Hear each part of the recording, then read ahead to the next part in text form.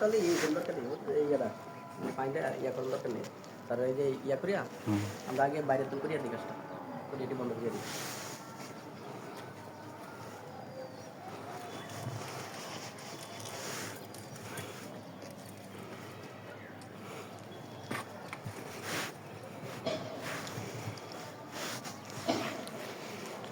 ট্যাঙ্কি লিক করে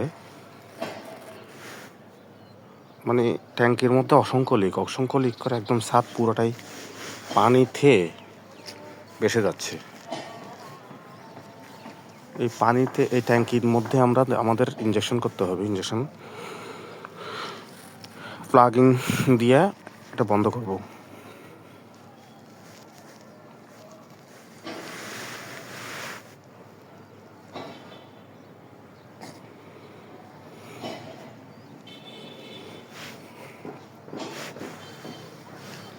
খুব অবস্থা এমন খারাপ, আগে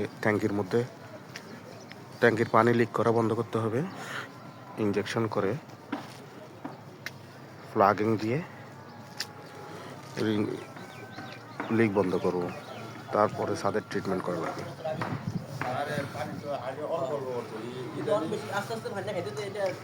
না, এটা যত দিন যাবে, যত ডে বাই ডে এটা আরো বেশি ক্ষয়ক্ষতি হবে। পানি যদি আমি বেশি না 6 মাস রাখেন না এরকম দেখবেন আমি ছাদের আসতে ফেলা সত্যি করে দেবেন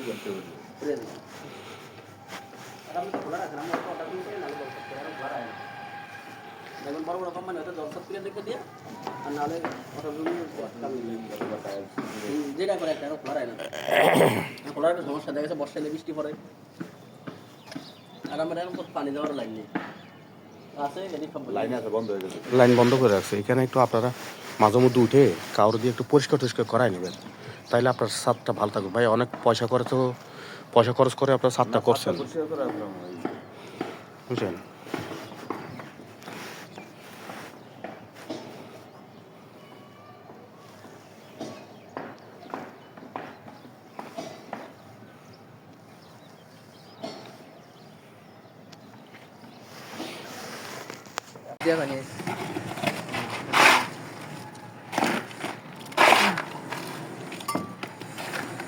এত বরসটা